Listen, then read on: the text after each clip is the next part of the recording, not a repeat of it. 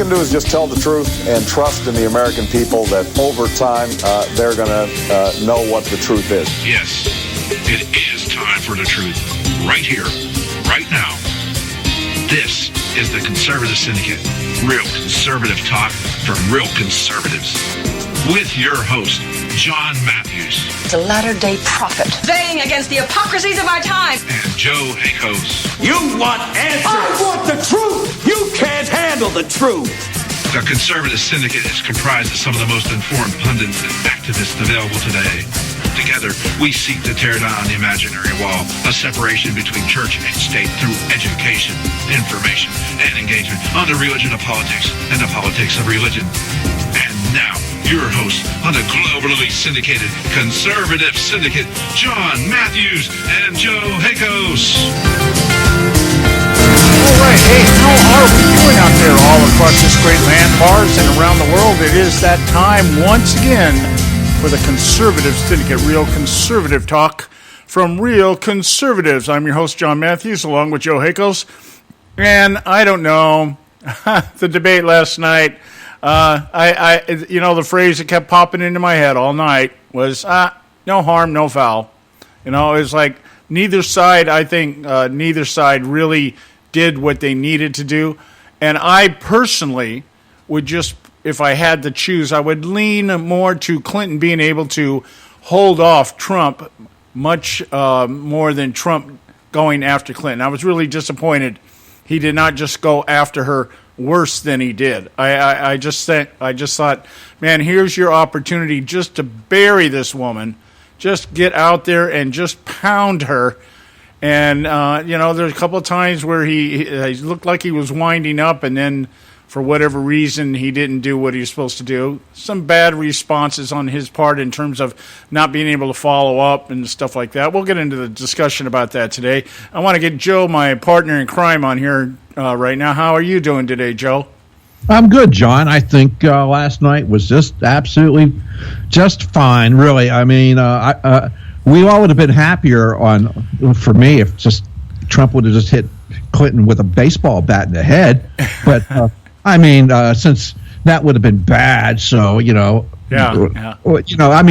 ultimately we would all have been, people like us would have been happy with that, because then we wouldn't have to worry about Hillary Clinton and the Supreme Court. As you remember, the question was, Trump hit that pretty darn good about the Supreme Court. Hillary, again, knowing what we know about her, she's going to do exactly what we know she's going to do. Yep. And she said as much. So, and all her poo-pooing the veracity of the emails, they're from the Russians. And they have not yet. She can say it all she wants, but 17 intelligence agencies or sources, whatever, have confirmed.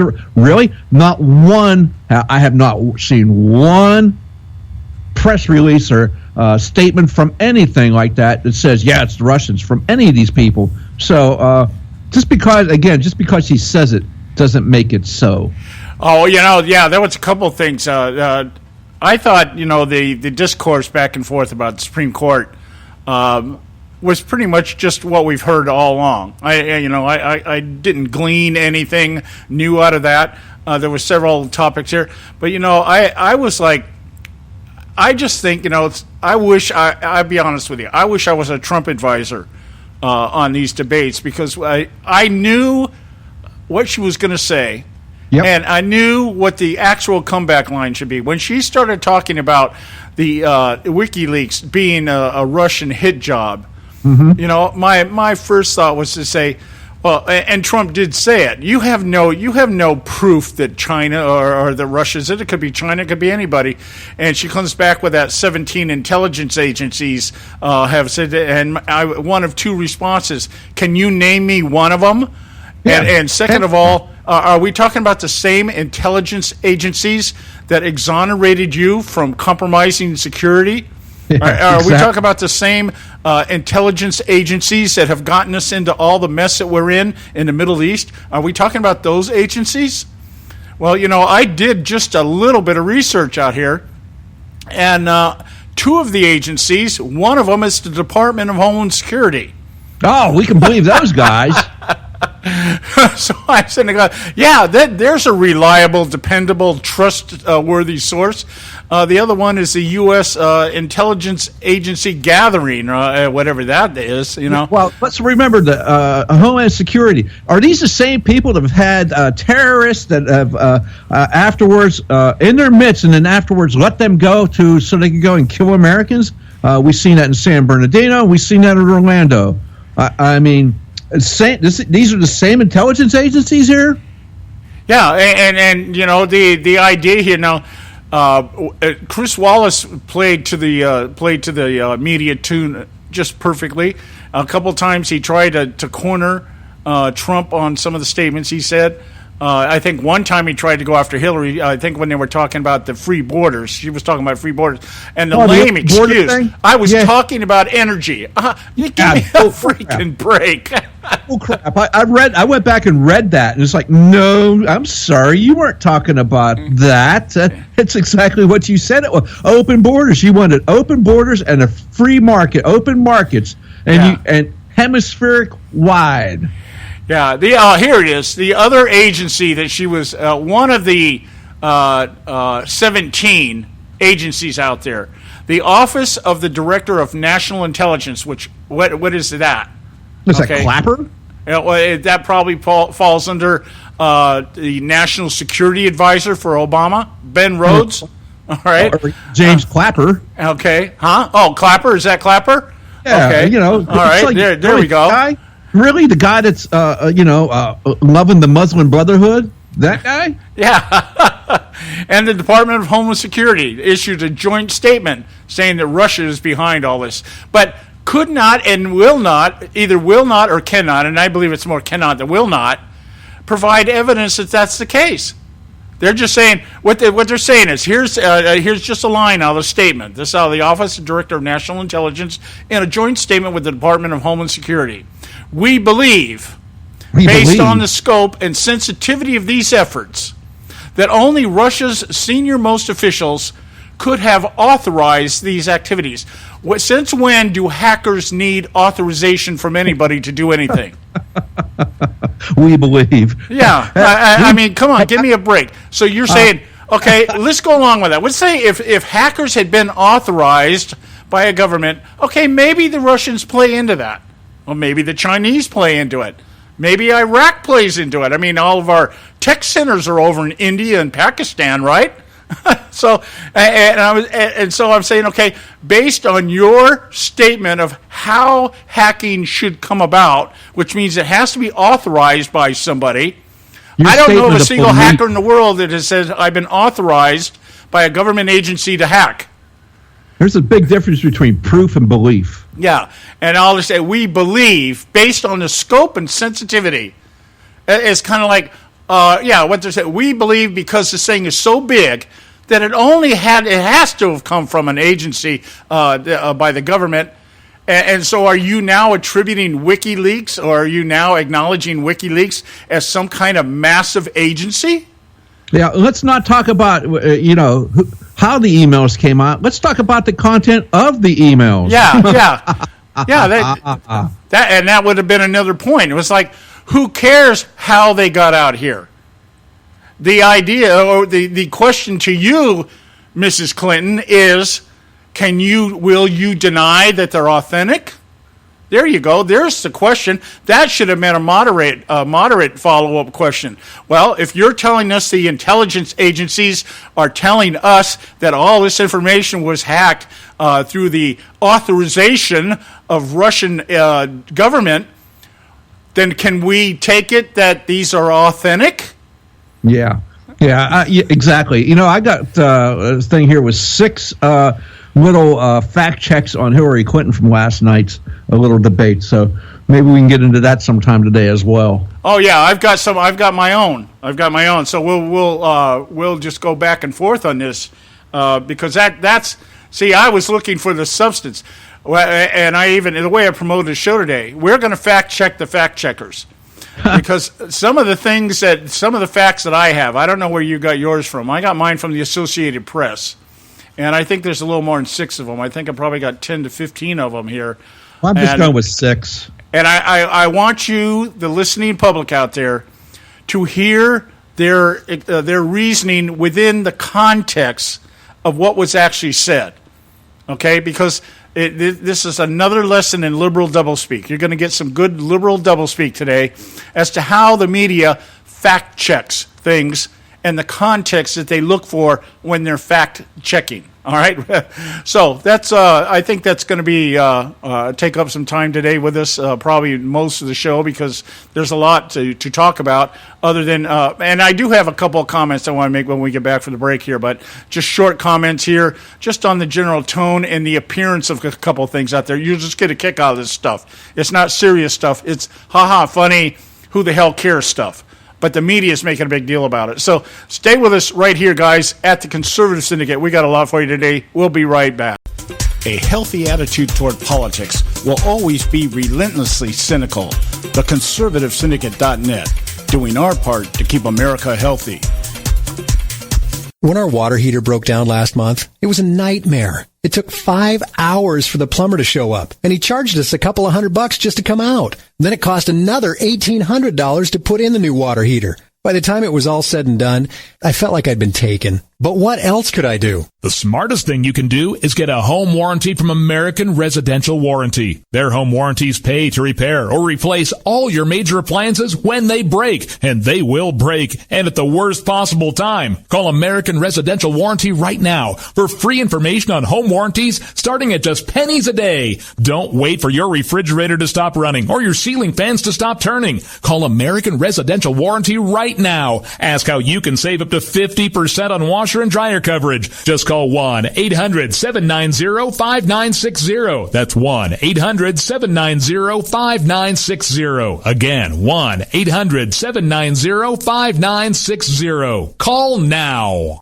Limited time offer, 24-month commitment and credit qualification require cancellation fee, auto pay, and paperless billing and other restrictions apply. If you can't see the difference, why pay the difference? Switch to Dish for the best deal in entertainment. Only Dish brings you the best in entertainment for less than $20 a month. Cut the cable and don't get directed. Switch to Dish because at just $19.99, Dish saves you every time you turn on the TV. It's so simple. The same channels cost less with Dish. So since you can't see the difference, don't pay the difference. Switch to Dish for the best deal in entertainment. Get premium movie channels free for 3 months, starting at just $19.99. Dish saves you every time you turn on the TV. Call now to save with Dish. Dial 1-800-600-1645. That's 1-800-600-1645. The same channels for less than $20 a month. Dish. Call 1-800-600-1645 for details. Hey folks, if you're like me, you don't place a whole lot of trust in today's media for the real truth and facts regarding the volatile world of finance and politics.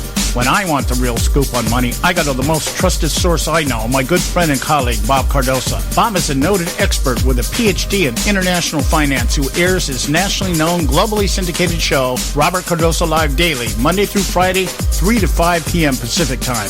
With Bob, you get the right information at the right time from someone who knows his business and can help you make the right decisions concerning yours. Again, Bob airs daily, Monday through Friday, 3 to 5 p.m. Pacific Time. Visit his website at robertcardosolive.com for information regarding stations and topics. That's robertcardosolive.com. Check Bob out. You'll be glad you did.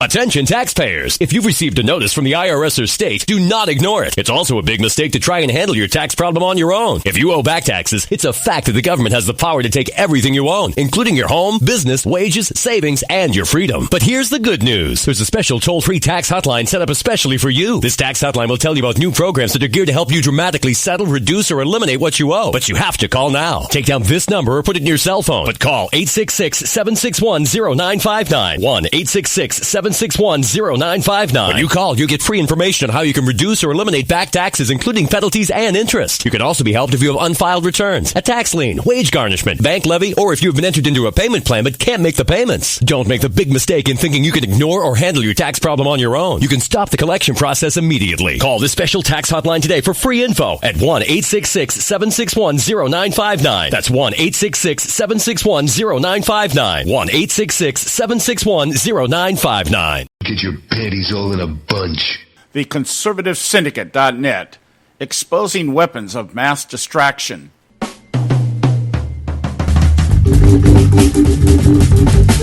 All right, you're back, or we're back. We're back here at the Conservative Syndicate, Real Conservative Talk from Real Conservatives. I'm your host, John Matthews, along with Joe Hakos.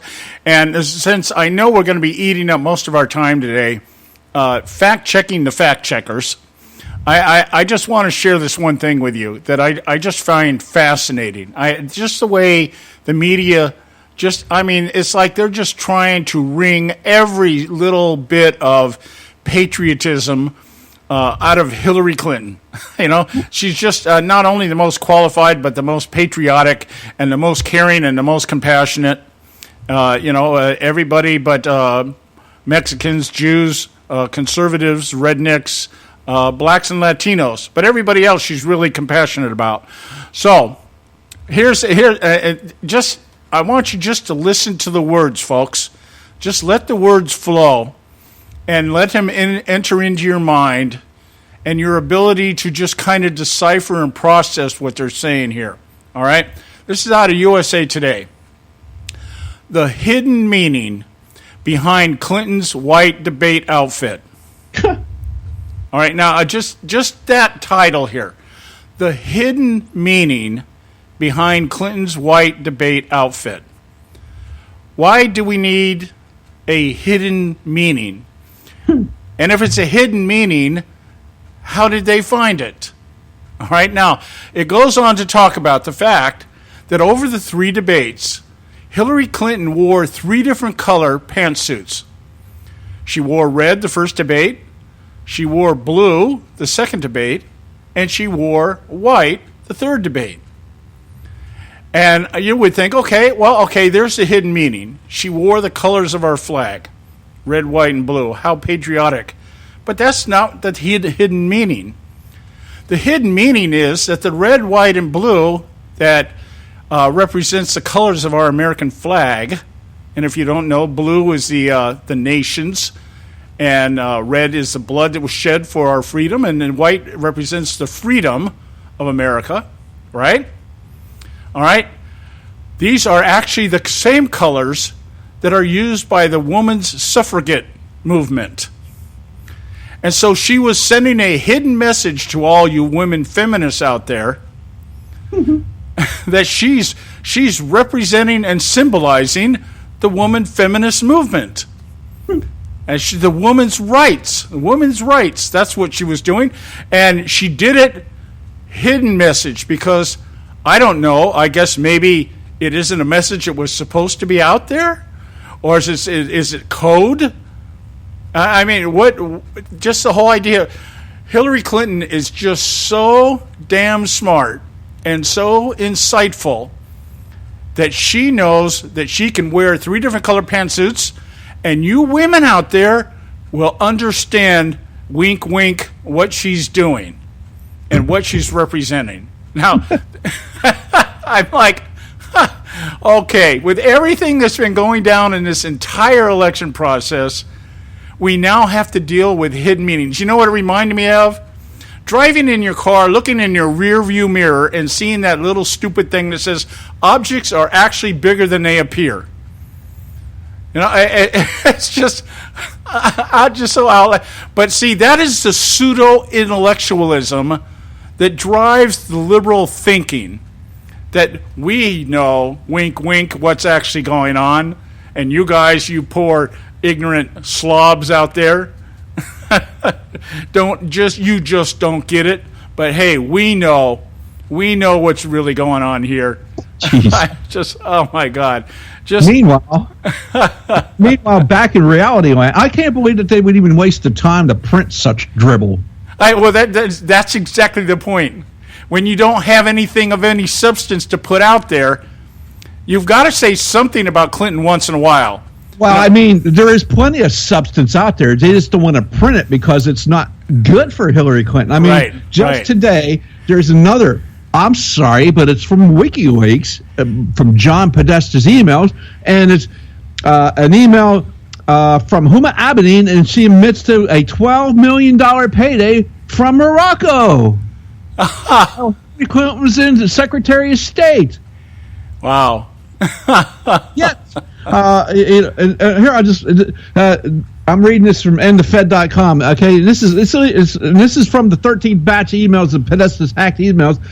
Shows a direct confirmation that the meeting was set up by Hillary Clinton, is paid off, and was paid for a massive cash payoff. This is from Huma to Robbie Mook and John Podesta in 2015, January 18, 2015, and it says, thank you for sharing. Just to give you some context, the condition in which some Moroccans agreed to host the meeting was her participation.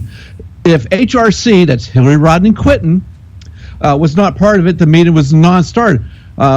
Also was pushing for a meeting in Morocco, and it wasn't their first choice. As HRC's the office approached Moroccans, and they 100% believe they're going to do this at her request. The king personally committed approximately $12 million for both the endowment and to support the meeting. It will break a lot of China to back out now when we have so many opportunities to do it in the past few months. She created this mess, and she knows it. Robbie Mook, oh, yeah. This is just, and once again, WikiLeaks says that Clinton once again confirmed the authenticity of our documents with her response to WikiLeaks question last night. And it goes on to say, Hillary complained to Russians and foreign agents all she wants. The emails are real, so is the criminal conduction. Hillary Clinton used Secretary of State office to become obscenely wealthy, and she put America's national security at risk repeatedly. Thank you so much. Yeah. This just came out today, very, very few minutes ago, actually. Wow. So this is some substance you can have other than the fashion statement that Hillary's making with her pantsuits. I know. It's like, well, you know, I can't. I was thinking about this. I was like, how would I word this if I was really going to try to convey the feelings that I got last night?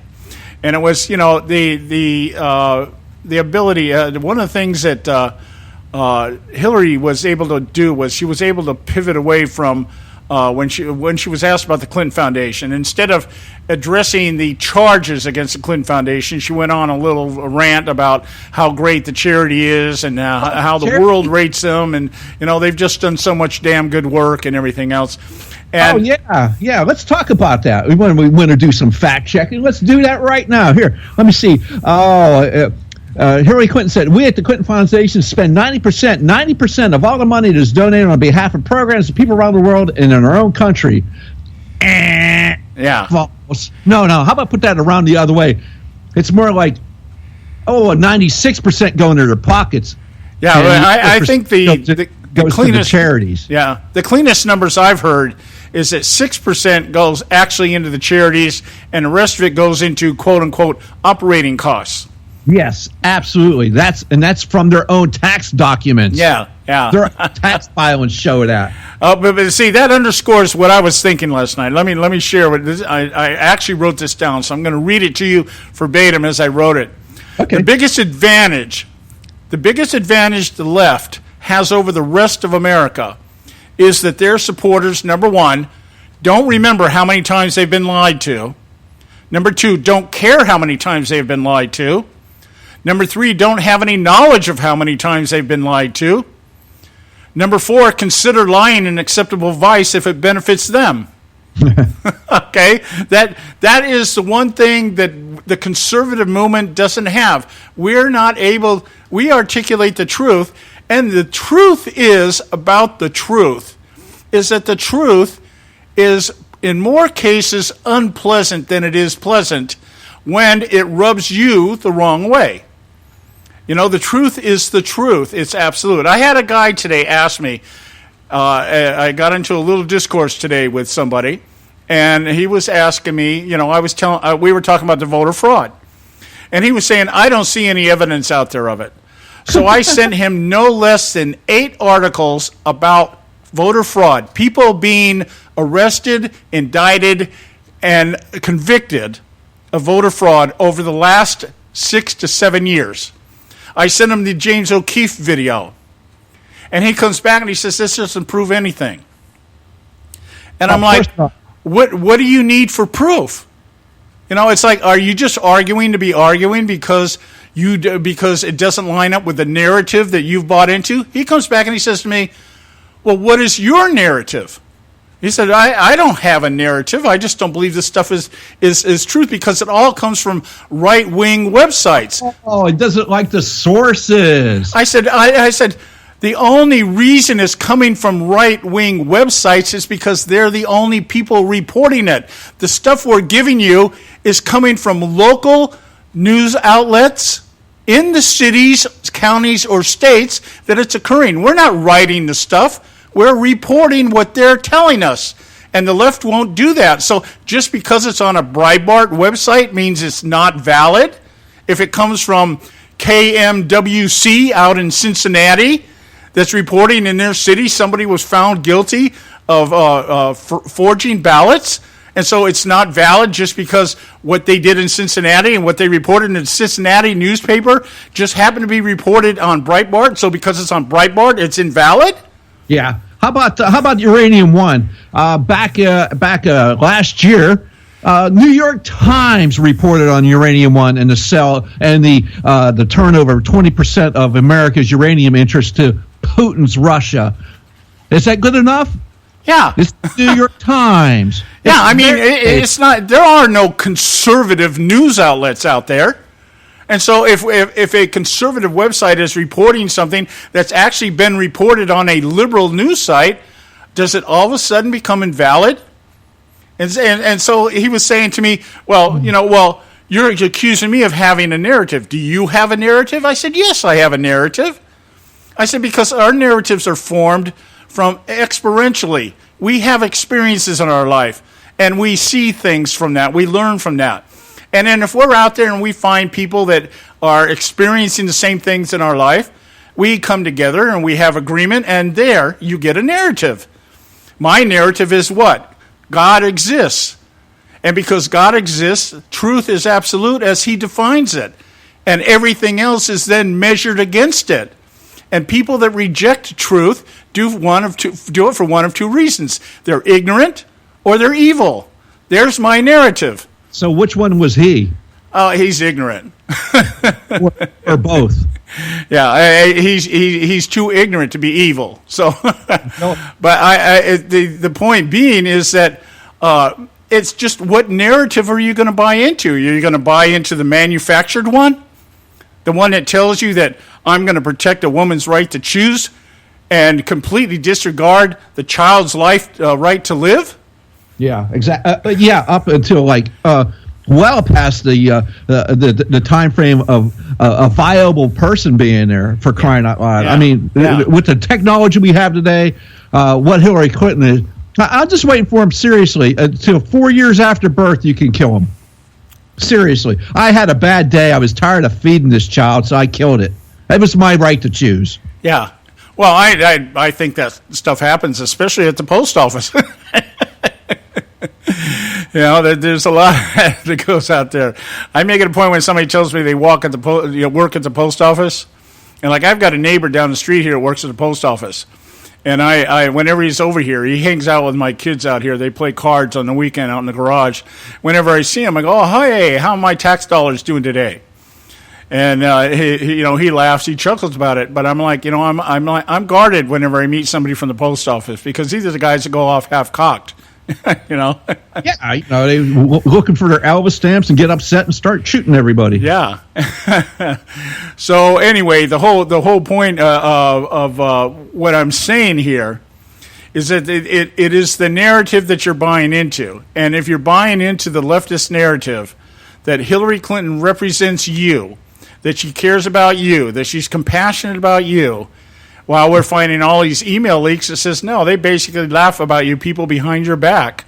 I can accept Hillary Clinton not liking somebody like me because I don't like her. Okay, I'm completely cool with that. She represents nothing that I believe in, and I think she is one of the evil ones. She's not ignorant, she's evil. Americans need a champion, and I want to be that champion. Yes. Yeah, right. Yes. Well, yeah, you got that one. Then there's... Yeah, Lucifer's champion. That's what she is. Anyway, when we come back, we're going to get into the fact-checking, but I do have a couple of things I want to real quickly share with you. I kind of got lost here in another tangent here, but I really want to reiterate this stuff so that you understand when we get into fact-checking why we're doing what we're doing. So stay with us right here at the Conservative Syndicate. Don't go away. We'll be right back.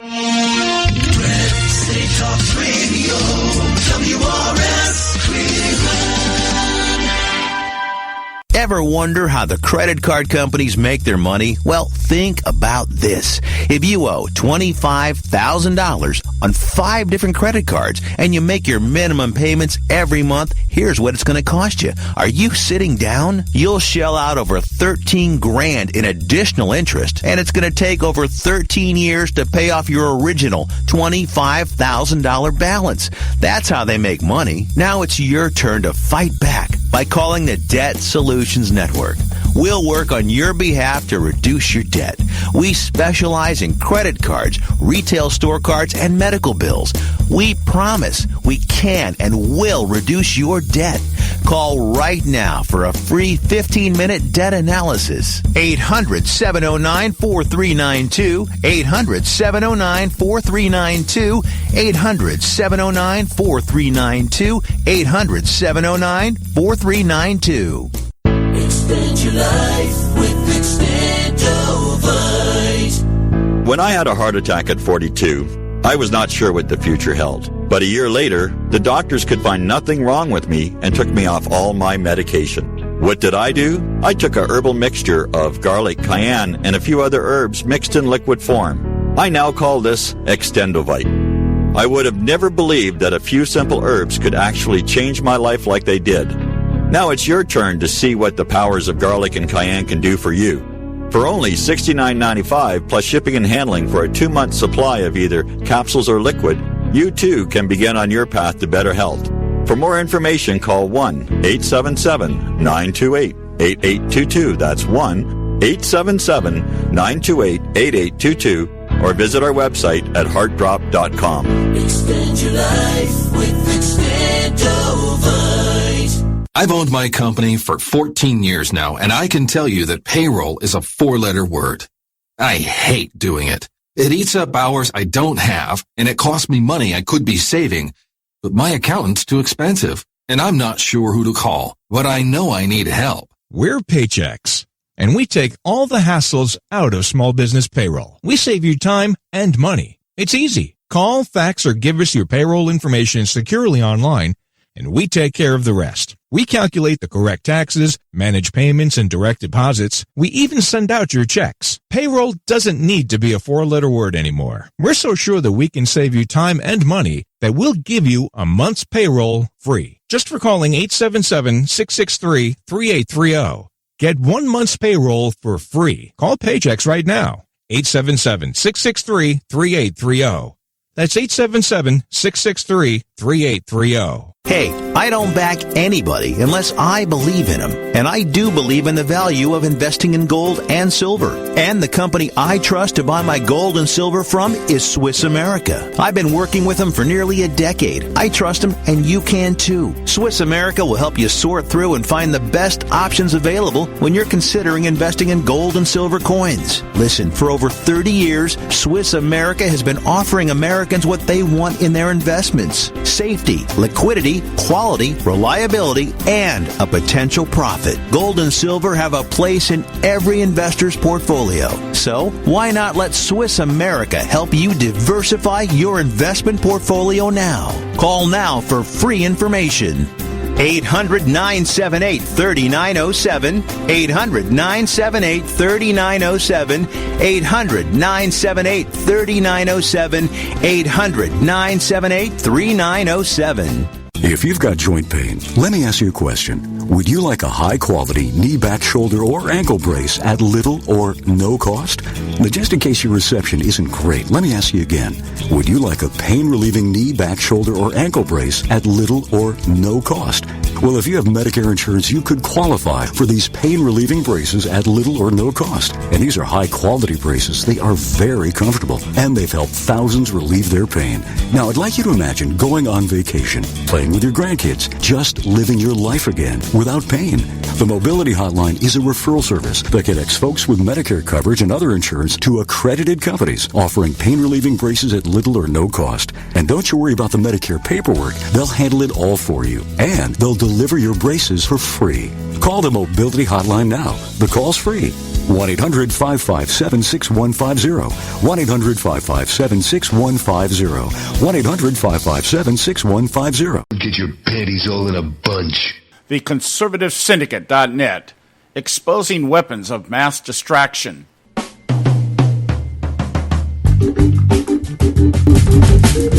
All right, hey, we're back. This is the Conservative Syndicate, and we approve of this message. We actually don't give a damn if anybody else does, but we do, and we're glad to have you with us today. And I am your host, John Matthews, along with Joe Hakos. And hey, let's get more into the details here as to what took place last night. But I have to lay down some groundwork here. I know some people may think this is a bad habit of mine, but that's just the way I think.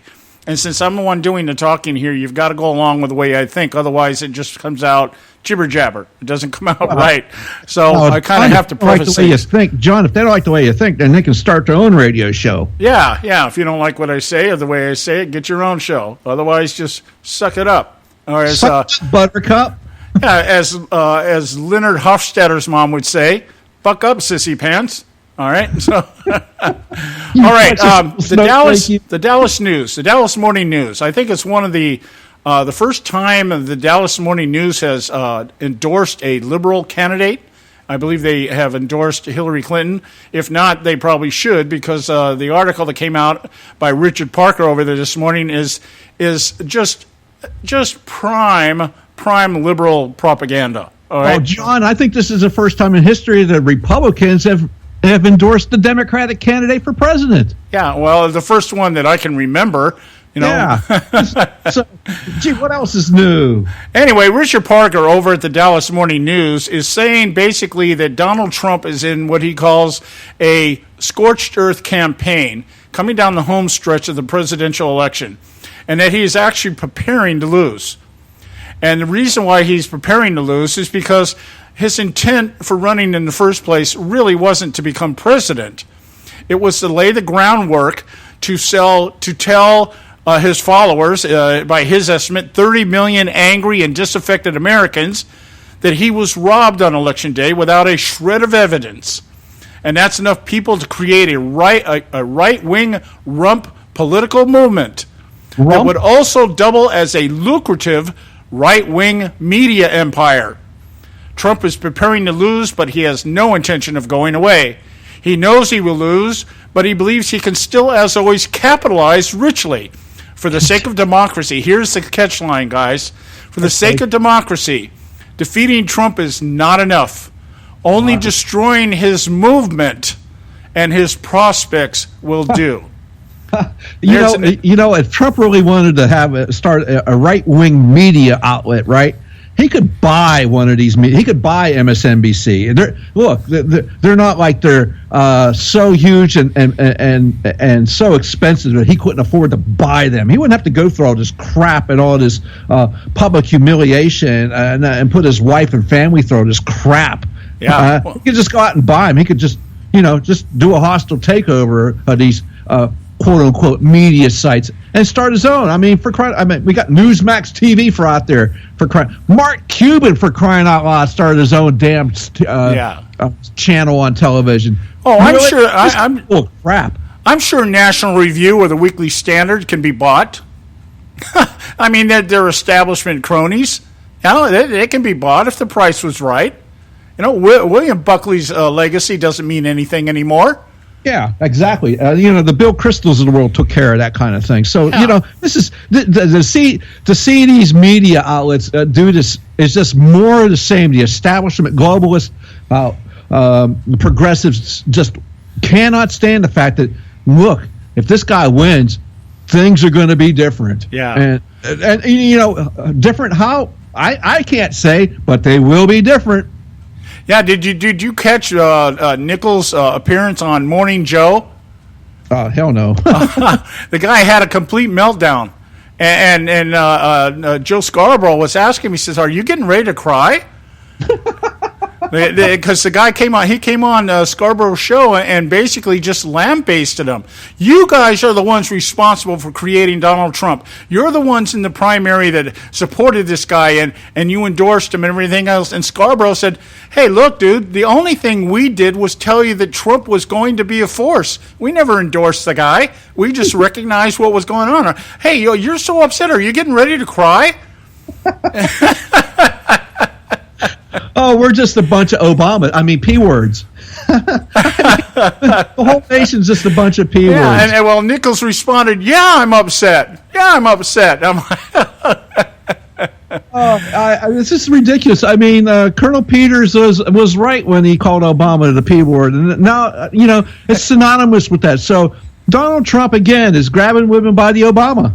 Yeah. So, all right. Now, I'll use this to get into the fact-checking stuff because this was brought up last night. Okay. The question was involved whether Donald Trump, this was the big question of the night. Not policy, not anything else. This was the big question tonight. Would Donald Trump accept the results of the election without being a dick about it? All right, that's basically the way I'm phrasing the question, the way it should have been asked, because that was the tone behind it. You've got to accept it. Now, I know that this whole is.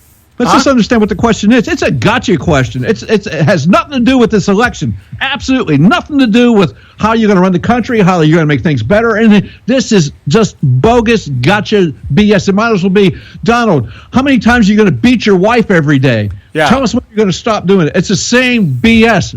And thank you, Mr. Wallace, for coming up with that when you're so spectacularly inept. But once again, fine. Okay, so are you going to accept the outcome of the election, Donald? Yeah, well, there was a couple of questions in line with this, but I want to get this one out.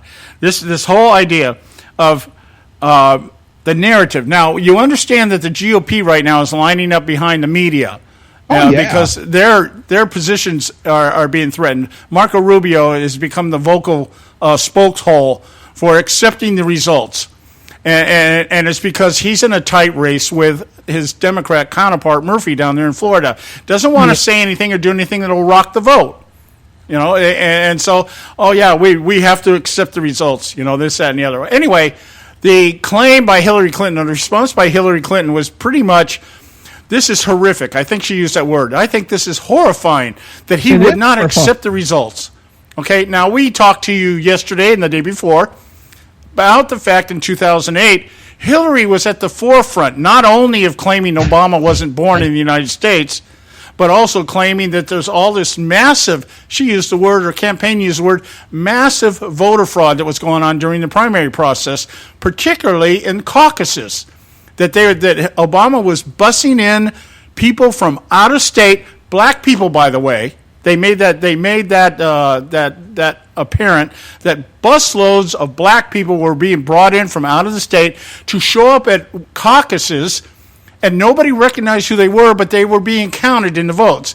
And that's how Barack Obama was able to pull in the number of votes that he was able to get, and then he split the superdelegates with her, and that's how he was able to obtain enough delegates to get the nomination.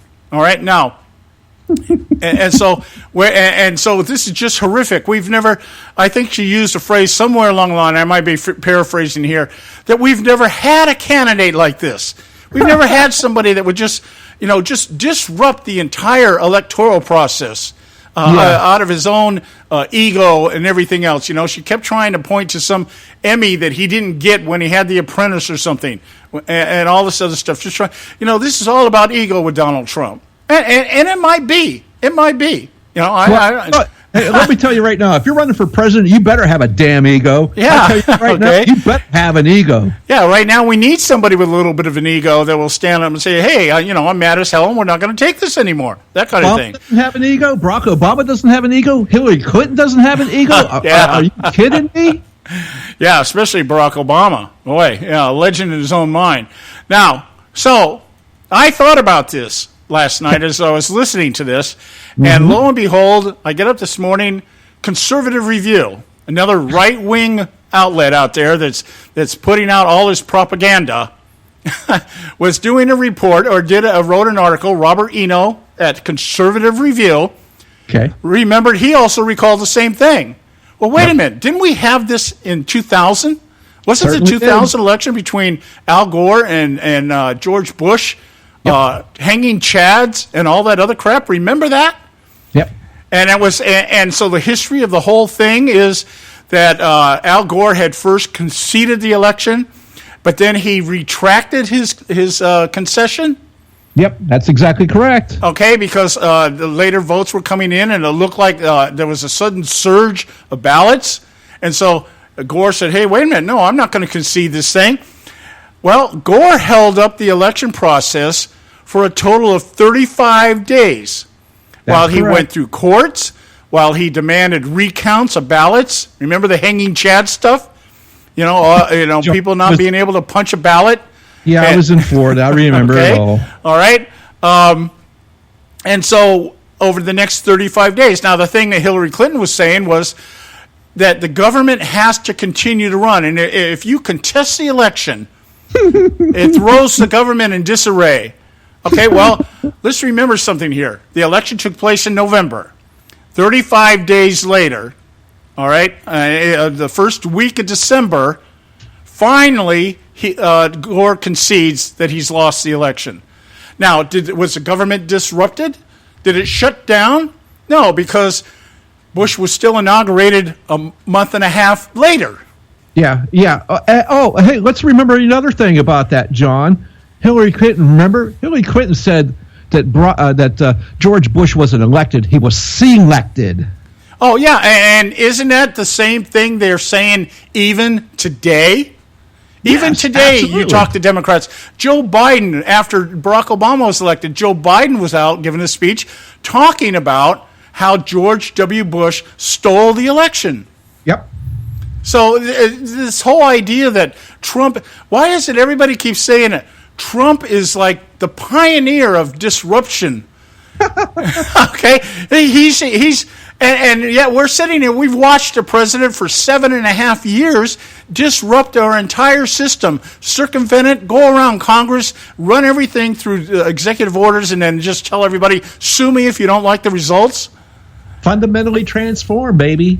Yeah. So just think about that. We got to go to break when we come back. So there's our first fact check. The idea that Donald Trump is the first candidate to say he may not accept the election results is completely and totally false. One of their head honchos out there, the point man on the climate change hoax, Al Gore, the guy that makes millions of dollars a year, leaving carbon footprints as he travels the world to tell everybody not to leave carbon footprints, was the one that contested the election in 2000 and did it and held up the entire process for 35 days. All right, we got to go to break. We'll be right back. Stay right here with us. There is an old saying, children should be seen but not heard. At no time is this more apparent than when politicians speak. The Conservative Syndicate.net, the adults in the room. Hey folks, if you're like me, you don't place a whole lot of trust in today's media for the real truth and facts regarding the volatile world of finance and politics. When I want the real scoop on money, I go to the most trusted source I know, my good friend and colleague, Bob Cardoso. Bob is a noted expert with a PhD in international finance who airs his nationally known, globally syndicated show, Robert Cardoso Live Daily, Monday through Friday, 3 to 5 p.m. Pacific Time. With Bob, you get the right information at the right time from someone who knows his business and can help you make the right decisions concerning yours. Again, Bob airs daily, Monday through Friday, 3 to 5 p.m. Pacific Time. Visit his website at robertcardosolive.com for information regarding stations and topics. That's robertcardosolive.com. Check Bob out. You'll be glad you did.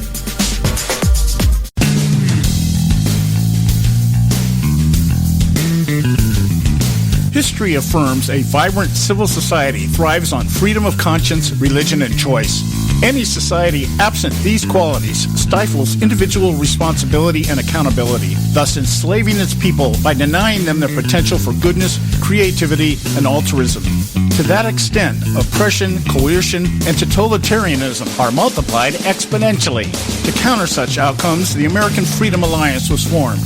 The AFA is a nonpartisan, non-aligned movement which promotes, defends, and upholds Western values and ideals. The Alliance strives to build an international coalition of citizens of the West who together promote and protect moral values, democracy, and freedom. To find out more and become part of this valuable asset in the preservation of freedom and all its rewards, contact us at AmericanFreedomAlliance.org. That's AmericanFreedomAlliance.org. Let freedom ring. Get your panties all in a bunch. The Conservative Syndicate.net, exposing weapons of mass distraction.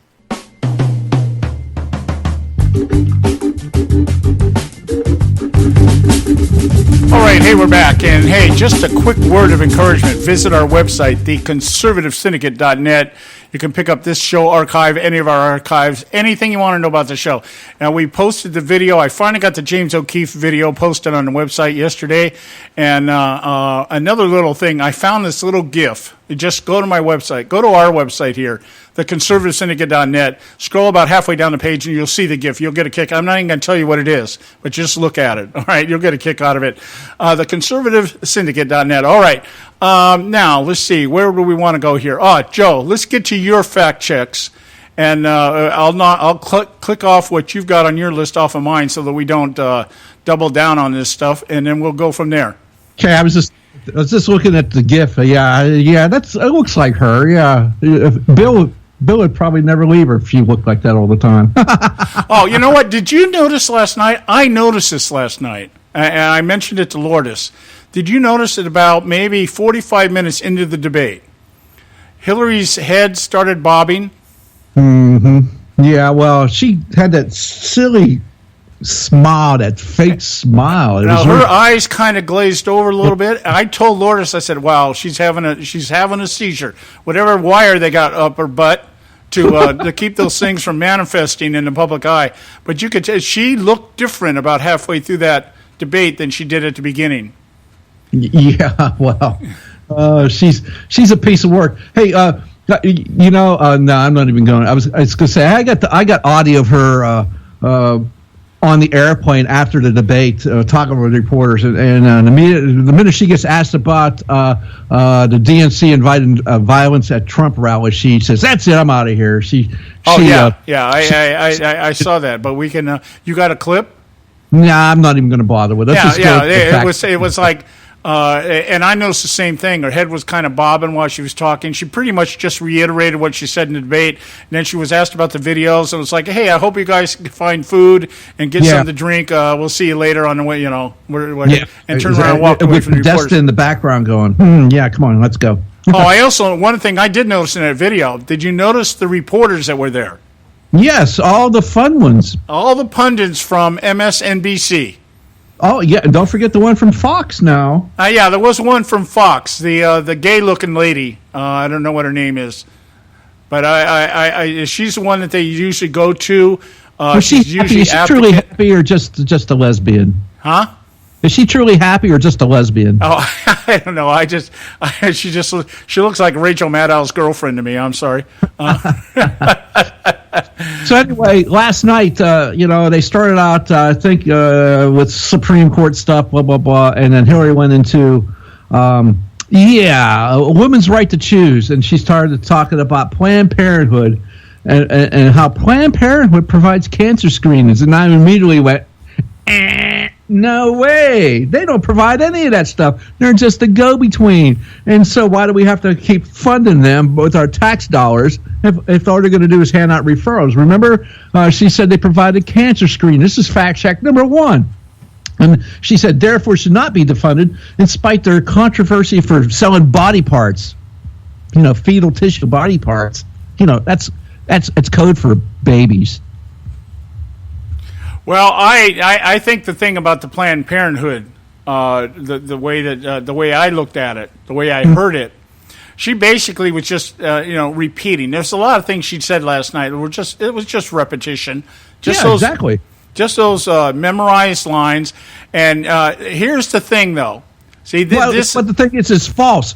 Planned Parenthood does not provide cancer screening whatsoever. We had it on the show.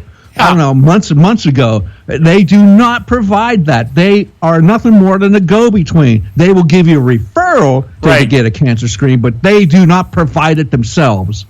Well, I just thought the whole idea of, to me it was a redundant question Yeah, okay. The fact that it was even asked was redundant because it was like, but the phrase that she uses, see, what happens when you get asked questions like this, because one of the things I'm going to talk about next hour was the Luntz group. Luntz, and I've got actually graphics here of how people were responding when certain questions were asked. And she scored high on the Planned Parenthood response amongst independents. All right, and Democrats. They, the idea that she's protecting a woman's right to choose. Okay, that is a buzzword. That is a liberal buzzword. That's like saying instead of rebels, we call them freedom fighters. That kind of stuff. Or terrorists. One man's terrorist is another guy's freedom fighter. Yeah, okay. But the thing is, a woman's right to choose to kill the unborn child. Yeah, it's a woman's right to a constitutional right. Let's get the word in there. It's the constitutional right of a woman to choose to terminate the life of an unborn child. No rhetoric. See, these are the kind of things that if I was an advisor, I would say to Trump, when she says that, your response should be, oh, the woman apparently didn't have any right to choose before she got knocked up? They're never going to see. None of these people are ever going to figure that part out. How about let's start at the beginning of all this. Yeah, exactly. But they'll never get to that point ever. But Trump did a pretty good job on that, saying, "Look, I am going to have." When Wallace pressed him on it, well, does that mean you're going to have Roe v. Wade overturned? And Trump did an excellent job on that because it's true. Send it back to the states where it should have never been up at the Supreme Court level. Send it back to the states and let each state figure it out from there. Yeah, but see, that is not how it was reported in the media. The media said that Trump, when he was asked about when he was asked about the Supreme Court justices. And when it came to the Roe versus Wade, they reported it as him saying he would nominate Supreme Court justices that would overturn Roe versus Wade. And that's not what he said. It's not what he said. If they overturned it, it would go back to the states. He never mentioned one way or the other what he would say or what he would do. Yeah. That's not what he said. Again, if you listen to the media, if you just go by with what they quote unquote, big air quotes here, report, you're going to be misled. Right, and well, I don't want to get ahead of our thing here, but it was similar to the way that when he responded about the Russian hacking, he said, "You don't know who's doing this." Well, the media reports that he denies that it's Russia hacking it. Well, he didn't say he denied it. He said, you don't have any proof. Well, it's 17 intelligence agencies. So what? They don't have any proof. Exactly. Show us. Where's your proof? Just because you say it's so doesn't make it so. Yeah. So it's like they're taking his words, they're paraphrasing it to fit their narrative. Absolutely. And that is what constantly happens. And it is because, I admit, it's because Donald Trump does not know how to articulate things in a political fashion that would eliminate the media's ability to take what he says and make it sound like whatever they want to. He's got to learn how to be politically expedient in his language. Well, he just needs to say it in a more concise manner instead of this roundabout thing. He just wants to be long and drawn out. It's like, look, dude, just say it. Yeah, he just says it. And one thing I did notice, we got to go to break here, but one thing I did notice, Hillary read a lot from the podium last night. Trump very seldom looked down at anything. Yep, she was all constantly looking down there. Well, it's top of the hour, guys. We got to go to the Edwards Notebook, pay some bills. We'll be right back. Stay with us. Stripping money from the U.S. military budget to pour into government school systems is simply exacerbating two major problems. Hello, I'm Ron Edwards. On today's page from the Edwards Notebook, government schools in America have for years received enough money to ensure that more money is spent per student throughout the Republic than almost any other nation on earth. Yet, overall, America ranks 30th in the world in education quality, proving that spending the most money does not ensure the highest quality. Especially since the actual goal of American government school educators is to indoctrinate American students into being glorified, socially conscious globalists. who are more in league with the United Nations, open borders, and climate change dogma than reading, writing, arithmetic, and true American history. In addition, the stripping away of needed funding from what has been the best military in the world has produced massive shortages in needed supplies at every level. Thus, the military is now at best heavily strained in the effort to protect America and maintain stability throughout the world. Hopefully, the scenario of double trouble is soon corrected through a return to providential guidance and an appreciation for America the Beautiful. I'm Ron Edwards.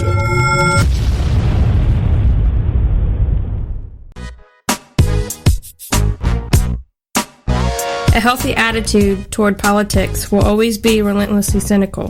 The Conservative Syndicate.net, doing our part to keep America healthy.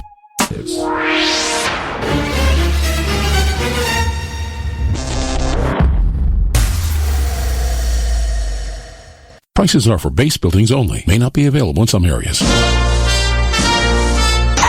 Attention business owners, do you want a stimulus package that really works? Before you spend thousands of dollars more than you should on your next building project, listen to this. General Steel has a stimulus package designed to help you save as much as half the cost of conventional construction on your next building. As much as half. That's right, General Steel can save you thousands of dollars with a pre-engineered steel building designed for your business or church. How about a 50 by 100 foot building for under $30,000? So don't pay thousands more than you should without calling General Steel first and save as much as half the cost and time of conventional construction. With the projected demand for steel in Japan and China, prices may be skyrocketing. 877-927-3360. 877-927-3360. 877-927-3360. Term life insurance. It can be a powerful way to protect your assets and your family. You work hard to earn and save your money to build a nest egg for the future. Don't let it get wiped out because you didn't plan ahead. Take the time now and make a small investment in $500,000 or more in quality term life insurance. Call the Term Lifeline and let us shop the best companies to give you the lowest rates. We specialize in policies of $500,000 and above. Ask about some of our 10 and 20-year fixed rate plans with guaranteed rates. Call the Term Lifeline right now for your free insurance quote. 800-870-3609. 800-870-3609. You owe it to yourself to protect your family and your assets. Make term life insurance part of that plan. Call the Term Lifeline right now. 800-870-3609. 800-870-3609. Hey folks, if you're like me, you don't place a whole lot of trust in today's media for the real truth and facts regarding the volatile world of finance and politics. When I want the real scoop on money, I go to the most trusted source I know, my good friend and colleague, Bob Cardosa. Bob is a noted expert with a PhD in international finance who airs his nationally known, globally syndicated show, Robert Cardosa Live Daily, Monday through Friday, 3 to 5 p.m. Pacific Time. With Bob, you get the right information at the right time from someone who knows his business and can help you make the right decisions concerning yours. Again, Bob airs daily, Monday through Friday, 3 to 5 p.m. Pacific Time. Visit his website at robertcardosalive.com for information regarding stations and topics. That's robertcardosalive.com. Check Bob out. You'll be glad you did.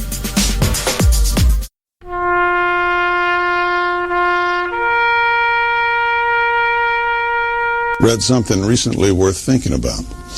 It's the soldier, not the campus organizer, who's given us freedom to demonstrate. It's the soldier, not the reporter, who's given us freedom of the press. It's the soldier, not the poet, who's given us freedom of speech. It's the soldier who serves under the flag, who defends the protesters' right to burn the flag. Isn't it time now to demonstrate that we support our troops? Were it not for the brave, there'd be no land of the free. Fred Thompson's message was brought to you by citizensunited.org.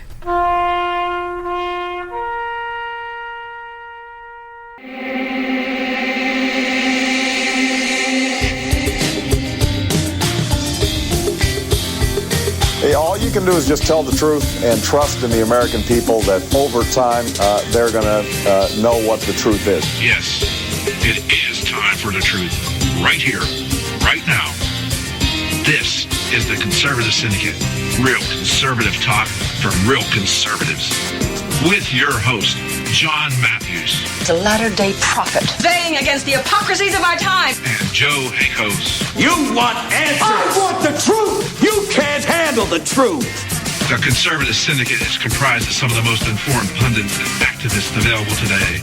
Together, we seek to tear down the imaginary wall, a separation between church and state through education, information, and engagement on the religion of politics and the politics of religion. And now, your host on the globally syndicated Conservative Syndicate, John Matthews and Joe Hakos. All right, hey, we're back, and this is hour two of the Conservative Syndicate, real conservative talk from real conservatives. I'm your host, John Matthews, along with Joe Hakos, and we're going to continue our discussion here on fact-checking the fact-checkers from the debate last night. But before we do that, I want to interject one little thing here. I want to talk a little bit about the Luntz group. The Luntz group was I really kind of like the way Luntz conducts his groups. I'm not always on board with maybe what he's trying to prove, but I like his style. And he is very interactive with the people that he talks to. And one of the things that Joe was talking about the Planned Parenthood earlier, that's why I want to kind of point this out here. And he shows graphics. I'm looking at the Washington Examiner right now that actually printed some of the graphics from the support group that he had last night. 26 supposedly undecided Nevada voters. Now, I don't think there are that many undecided voters out there. And I think Joe and I agree that if you haven't made your mind up by now, you probably don't have a mind. Okay, but I think there's a lot of people out there. Hey, here's my, a shot at my 15 seconds of fame. I can go on the TV and my family will all be oohing and on while they eat popcorn, that kind of stuff. And Hillary Clinton got good marks from independents when she talked about who she would nominate for the Supreme Court, and we know that her talk was what? Someone that justice that would, or more than one justice that would support a woman's right to choose. So we're talking about abortion, supporting abortion. Roe versus Wade, Donald Trump took some hits when he said basically if the court overturned Roe versus Wade, he didn't say he would try to overthrow it or overturn it. He said if the court did it, then it would go back to the states. He never even mentioned being involved in it. Okay, that kind of thing. But he took some hits on that from the independent voters. Now, the Democrats went with the Democrats and the Republicans went with the Republicans. But I have a point here I want to make about independent voters because this is the thorn in the side of America. Yeah. Because independent voters make up the largest actually monitored voting bloc in the country. I think the last I saw, 27% of the country says they're Republican, 23% say they're Democrats, and 33% say they're independents. So they are the swing votes. Yeah, well, I just think they're just plain lazy. Yeah, so they are. Now, when we looked at some of the graphics here, the independents went with Trump when he called out Hillary on the State Department. He got very high scores. In fact, the Republicans, he went completely off the graph. He got above 100, well, he got 100% approval rating. The graph only shows up to 70%, and then the red line it just goes off the chart here. So he got some very good scores on that. So, but then let's see, what was the other one here? Okay, here. Voters want candidates to support the election results. All right, everybody scored Trump bad on that. Okay, so that means most America is buying into the narrative that even if there is voter fraud, we should still accept the voting of the outcome of the election. Okay, Hillary Clinton scored high. Here's one on liberal doublespeak. Here's another lesson, liberal doublespeak. The government should not make decisions on abortion. Ended her response on a high note. She got high scores amongst independents on that. The independents are abortion supporters. But here's my point on this. See, if I was Donald Trump, the response would have been, well, if the government should not be involved, Why do we have Roe versus Wade to begin with? There you go. There's the argument. If the government should not, why is the federal government making it legal if the government should not be involved? This should be at best a state matter. Each state, I believe totally in federalism. The states decide what they want within their respective states, and if you don't like where you're at, you move to another state. That's how and why it was set up that way. All right, if the state votes that same-sex marriage is not constitutional and we don't want it, then you move to a state where it is. And quit imposing your beliefs on everybody else, just like you keep opposing. If you don't want to be around Christians, move to Utah.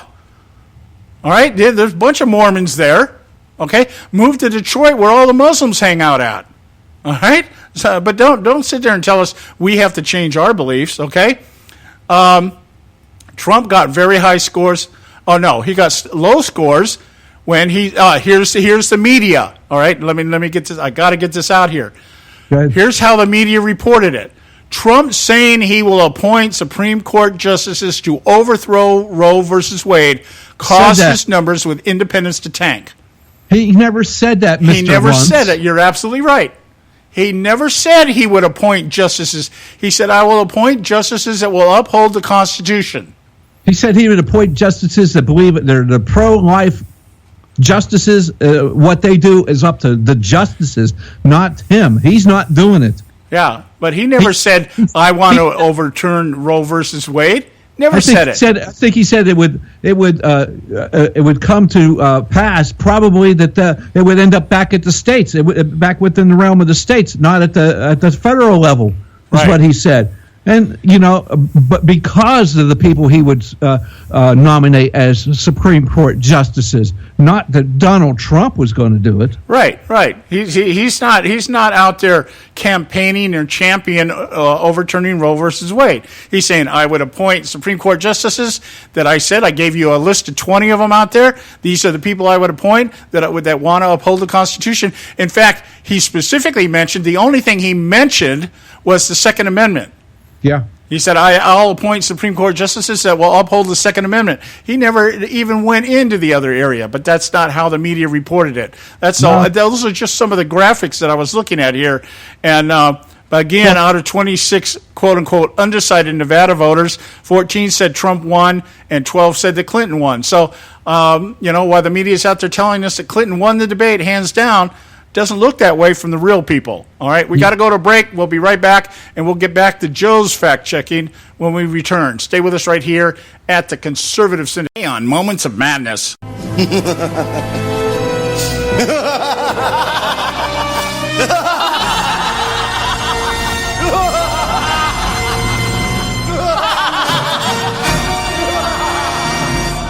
There have been several strategies employed by the elitists, operatives, and media lapdogs to stop Donald Trump. Charges he is of bad temperament, lacks the ability to articulate conservative principles, is unqualified to lead our armed forces or govern the most diverse society on the face of the earth because of his language, racist, sexist, and xenophobic views have fallen short in bringing about his political demise. The elitists that for decades have greased America's political machine undetoured and unopposed find themselves at a loss as to how to eradicate the Trump phenomenon. And that's just the Republicans. On the other side of the political asylum are attempts to shame deplorable Trump supporters by claiming they are proponents of white privilege, while deploring white soccer moms their little girls may learn about promiscuity from someone other than Beyonce and Planned Parenthood, and inciting minority demographics to stand together against the man that has made millions at their expense and cares not about their socioeconomic plight. Though these strategies and tactics have been successful to some degree in hindering Trump's scorched earth trek through the establishment rank and file, the best the elitists and their minions have to show is a single-digit lead in the polls, if the polls are even accurate. However, the disapproval numbers remain virtually even between the angry Donald Trump and the corrupt, politically two-faced, pathological liar Hillary Clinton. So, as the latest all-too-well-rehearsed tactic to discredit their opponent with charges of sexual exploitation and assault with yet another bimbo eruption begin to subside, the establishment has one arrow left in their quiver. That is voter suppression. The left has always benefited from a low voter turnout. Having offered the electorate the lesser of two evils in the last 6 election cycles, many on the right simply do not care enough to make it to the polls. The only new variable this time around is the GOP has joined them in their plot. Trump's accusation the system is rigged has squelched the discontentment that has kept so many from voting for decades or not at all. His charges of disenfranchisement of the silent majority ring true, as we have learned the DNC plotted to make sure Bernie Sanders would not be credited with exposing the Democrat Party as socialist disguised as capitalists. The preservation of the establishment required one of their own be handed the baton. Evidence of voter fraud is beginning to pile up like Hillary's email leaks, proof of collusion with Wall Street, and corruption between almost all of the federal government's agencies, including the FBI and CIA. Here's the madness. The brilliance in the left's strategy to suppress voter turnout this time around is by suggesting Donald Trump's assertion of collusion between establishment elites and the media to sequester the silent majority is actually a tactic by Trump to deprive real Americans from exercising their right to vote. This time, they have accomplices. Consider from the outset of the primary season, many operatives and leaders of the GOP have voiced such disdain for Trump, they first said they couldn't honor their pledge to support the Republican nominee. When that didn't rein Trump in, they began to endorse Clinton as the better, more qualified leader. The rift between rhinos and conservatives has been exposed to its core. It isn't about ideology or principles, it's about self-preservation and profit. Another schism has also ruptured the surface of pretend politics. The schism that has existed secretly in the catacombs of the Christian church for decades. Megachurch leaders claiming the evangelical brand have suddenly found self-righteous indignation that a heathen like Donald Trump is being supported by their flocks. They are telling us to vote for Trump is to vote against all Christians claim to be. They even lament not voting for Mitt Romney, who they now say was a man of character, forgetting completely he is also a Mormon, and as we now know, part of the establishment that supports Clinton over his own purported beliefs. Never mind, the only other viable alternative is to vote for Hillary Clinton, who also violates doctrine and values, or a third-party candidate that will result in basically throwing our vote away, serving to put Clinton in the White House. Never mind the fact that had they begun to voice moral concerns back when Hillary's husband was running, we might not be facing judgment from the God they claim to honor and follow. The truth is, real Christians are in a catch-22. As I stated, many Christians abstained from voting for Romney in 2012 due to his religion. I was not one of them. I voted for Romney for the very reasons the Christian elites now laud him. And I remember being criticized by other Christians like myself for placing Romney's values over our faith. Voter suppression in that election gave us another Obama term. Now Christians are being asked once again to ignore stopping the evil of the Obama legacy by refusing to support somebody with virtually no ties to Judeo-Christian beliefs, at least in practice. It's Mitt Romney all over again. So I'm guessing the issue is Christians need to be excluded from voting at all. For many of today's Christian leaders, that's exactly what they want, a return to secular separation of church and state. Unfortunately, this time around, if Trump loses, we won't have to worry about religion and politics because we will be fed to the lions. Let's just hope leaders of the church are first to go. This is John Matthews for Moments of Madness.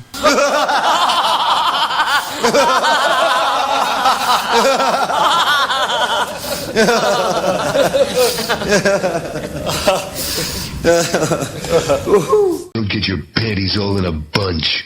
The Conservative Syndicate.net, exposing weapons of mass distraction.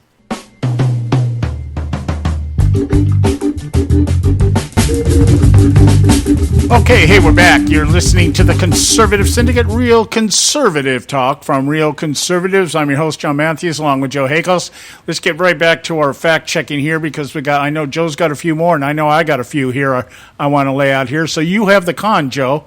All right, so Hillary Clinton last night, well, not just last night, but last night, since we're talking about the great, wonderful, quote-unquote debate, and since we want to fact-check old Hillary, because I wanted to go somewhere else other than her website to fact-check. I wanted to make sure that I was absolutely getting the truth, and because, she's lied to us before. So Hillary Clinton last night said she will support the Second Amendment. So when she sends people to the Supreme Court, that you can understand that she's going to support the Second Amendment. No, Hillary Clinton will not support the Second Amendment. And here, let's use her own words. And I want you to listen closely to Hillary Clinton, and then we'll talk about this just a little bit more. But here's Hillary Clinton. A fundraiser last year, you said this: the Supreme Court is wrong on the Second Amendment. Now, in the 2008 Heller case, the court said that there is a constitutional individual right to bear arms. What's wrong with that? Well, I think what the court said about there being an individual right is in line with constitutional thinking. And I said in the convention, I'm not looking to repeal the Second Amendment. I'm not looking to take people's guns away. But I am looking for more support for the reasonable efforts that need to be undertaken to keep guns out of the wrong hands. And the Second Amendment includes an individual right to bear arms. Yes, but that right, like every other of our rights, our First Amendment rights, every right that we have is open to and even subject to reasonable regulations.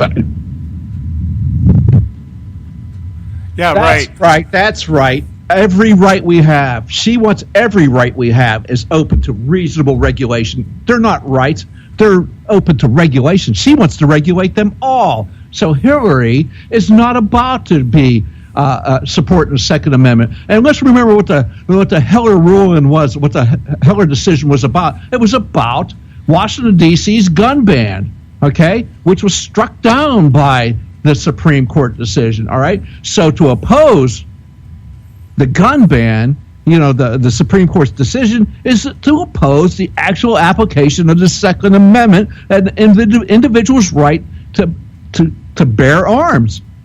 To have and bear arms, and she doesn't like the four words, shall not be infringed. Let's just face it, she does not like shall not be infringed was it's okay to regulate. It doesn't translate to that.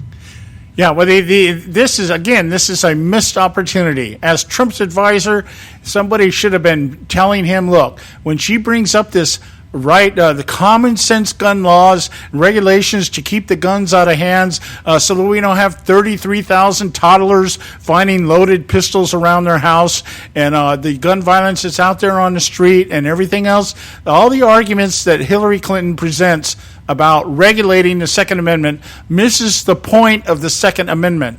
The Second Amendment is not so a woman can defend herself. The Second Amendment is not so that you can have a gun for sport. The Second Amendment is not about hunting. The Second Amendment is the right to bear arms against a tyrannical government. Period. That was the intent. People like her. The Second Amendment is so you can actually defend yourself against people like her. Right, exactly. That's right. And so this idea of closing loopholes on the internet and at gun shows and in states coming out and regulating how many bullets you can buy when you go down to the store, all these are attempts to regulate the Second Amendment useless. Yeah, absolutely. And that's what she will do. She will absolutely do. She doesn't think the Heller decision was proper. Just like she doesn't like, let's see, oh, I'm having a senior moment, John. Oh, my God, I got to see it again. There it goes. Well, just hope that your health care is paid up. Oh, my goodness, there it goes again. It was there. And basically, it's they don't like it because Citizens United, I remember, Citizens United, which allows corporations and whatever, other things other than unions to give money to and use it as political speech. They don't like that because the Democrats and the progressive had a monopoly for decades on a cash flow, and it was union dues. The unions were using that money that their union members put into their dues and their coffers, and they were using to support Democrat candidates, period. Across the board, I don't care what anybody says, you won't find a union in this nation that supports a conservative whatsoever, ever. You won't find one. You show me one, and I'm going to tell you hell is freezing over. Well, I think there may be, when we talk about the police force or National Border Patrol, stuff like that, their little unions support Trump, but they're not nearly even. They're dwarfed in size when you look at places like the AFL-CIO and the Teamsters and the what's the other one, SEIU. Well, the rank and file will go ahead and support conservatives, but the union leadership will never ever support. You're right there. You're right there. That just won't happen. I get to propaganda here, and it's just like, I can't believe these people. They're just out of their mind, and they spending the money given to them by the union members, sometimes without a choice. You don't have a choice in a lot of places. And to say, Hillary Clinton, we should have unions, this right-to-work states are crazy. That's just evil. Right to work is exactly that. You have the right to work without being coerced into a union. Yeah, and I love the way that they always pivot to Citizens United. And, dark money. She uses that phrase, dark money. I'm like, oh, my God. If there's anybody that understands dark money, girl. She wouldn't understand dark money, being that 96% of the Clinton Foundation goes to their coffers, and the other percentage goes to the cause, and that's the reason why. And when Hillary talked about how they helped the Haitians out, Mr. Trump was absolutely correct when he said that the Haitians don't like the Clintons. Absolutely, that fact checks true. Yeah. And like I said, he should have just hammered that home, and at least he should have interrupted at least 3 more times about that. Nobody likes you, Hillary. That's what. Nobody likes you. Nobody likes you. Nobody likes you. All right. Yeah, exactly. It comes. And Clinton claimed that 33,000 people a year die from guns, and that fact says close. This is a claim Clinton often makes to gun violence appear to be raging out of control to justify government stepping in and using more rules and regulations to keep Americans, people say, but if you fact check it, it's exaggerated by 66%. She's using figures from 2013, reporting them in a way that distorts what's really happening with guns that year.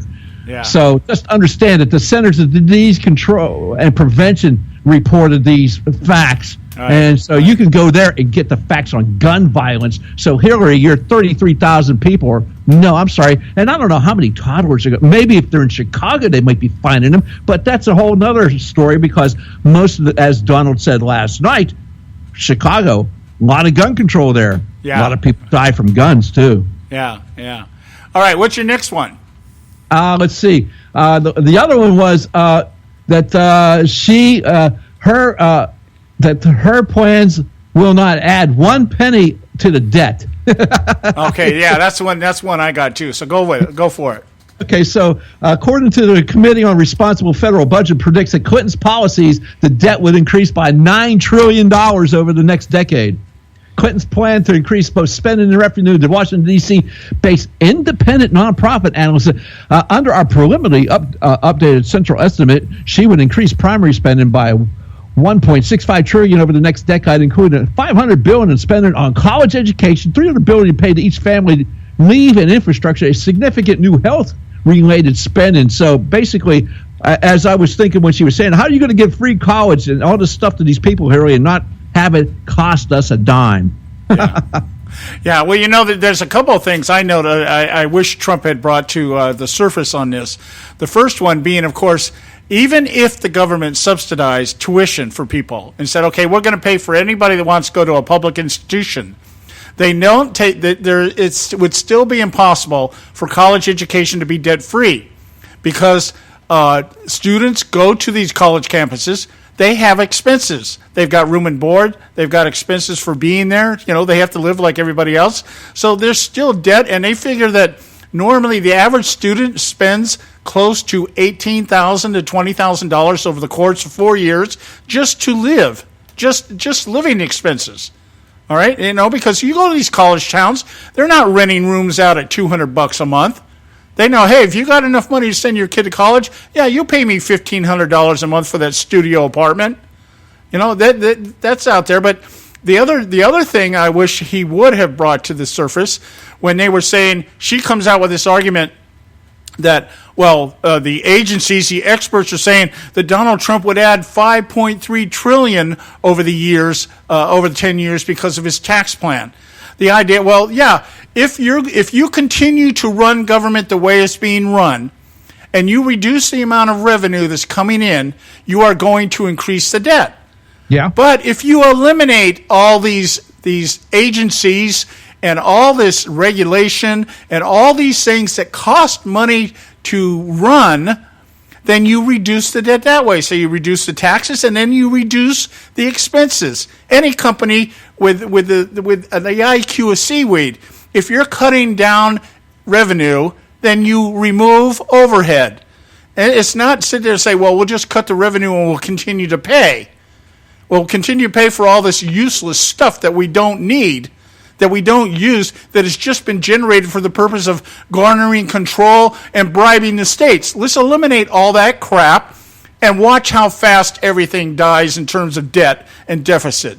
Well, that's the difference between a political hack and a businessman. Yeah, and so the Committee for Responsible Federal Budget said Clinton would add $200 billion over 10 years, and that's just an estimate because we know you give the government an arm and they'll take a leg. All right, we got to go to a quick break. We'll be right back, guys. We got more to do here with these fact checks, fact checking the fact checkers. We'll be right back. State Talk Radio, WRS Cleveland. Ever wonder how the credit card companies make their money? Well, think about this. If you owe $25,000 on 5 different credit cards and you make your minimum payments every month, here's what it's going to cost you. Are you sitting down? You'll shell out over $13,000 in additional interest, and it's going to take over 13 years to pay off your original $25,000 balance. That's how they make money. Now it's your turn to fight back by calling the Debt Solutions Network. We'll work on your behalf to reduce your debt. We specialize in credit cards, retail store cards, and medical bills. We promise we can and will reduce your debt. Call right now for a free 15-minute debt analysis. 800-709-4392. 800-709-4392. 800-709-4392. 800-709-4392. Extend your life with Extendovite. When I had a heart attack at 42, I was not sure what the future held. But a year later, the doctors could find nothing wrong with me and took me off all my medication. What did I do? I took a herbal mixture of garlic, cayenne, and a few other herbs mixed in liquid form. I now call this Extendovite. I would have never believed that a few simple herbs could actually change my life like they did. Now it's your turn to see what the powers of garlic and cayenne can do for you. For only $69.95 plus shipping and handling for a 2-month supply of either capsules or liquid, you too can begin on your path to better health.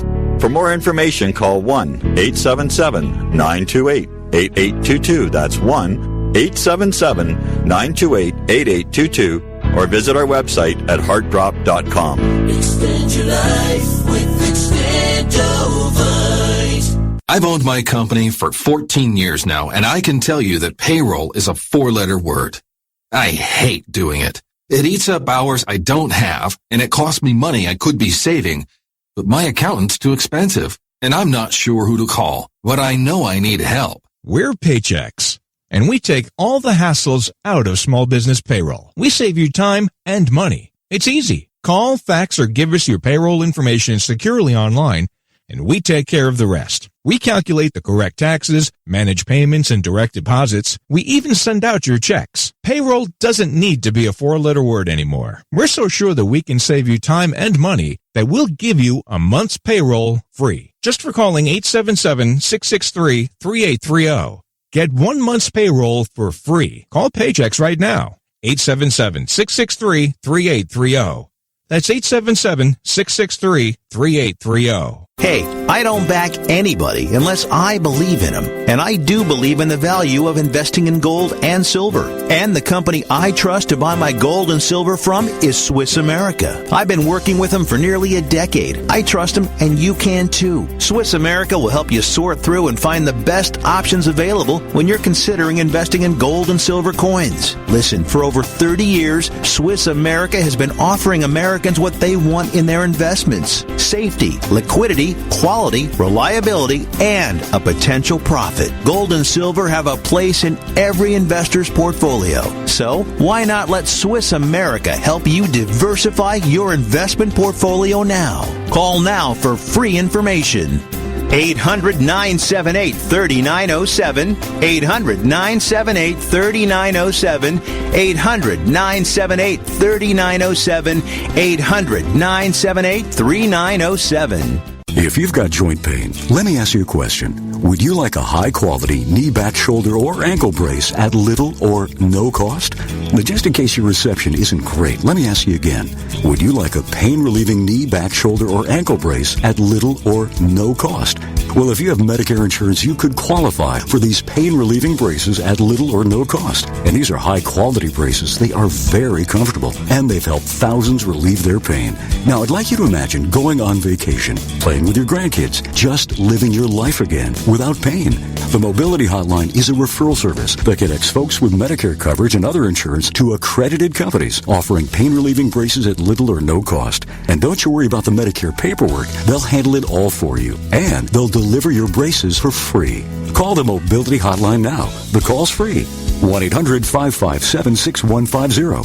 1-800-557-6150. 1-800-557-6150. Don't get your panties all in a bunch. The Conservative Syndicate.net, exposing weapons of mass distraction.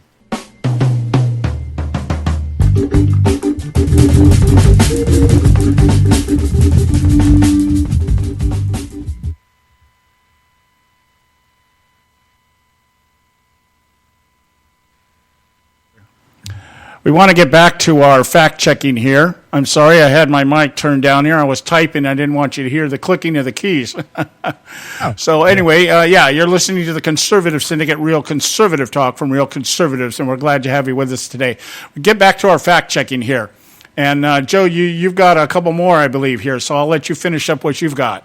Yeah, let's get to one last one here for me, and then we can get to the ones you have. And we've been dealing with things we've been finding where we're false. That's not true. That's not true. Let's get to one that's true. Unfortunately for Mrs. Clinton, is going to go bad for her.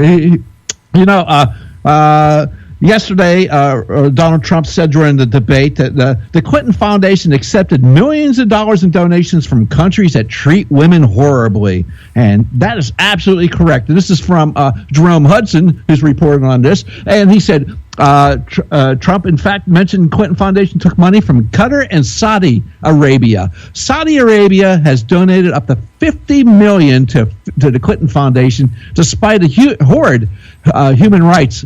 In fact, Hillary Clinton, and this comes from her own State Department, criticized Saudi Arabia for its lack of equal rights for women and children, and said human trafficking and violence against women are common in that country. Qatar donated $1 million to $5 million to the Clinton Foundation, despite Clinton being well aware of the country's horrific record of violence against women. Qatar has continuing human rights concerns, according to a 2012 report released by Hillary Clinton's State Department. Those human rights restrictions included freedom of religion, trafficking in persons, legal, institutional, and cultural discrimination against women, limited their participation in their society.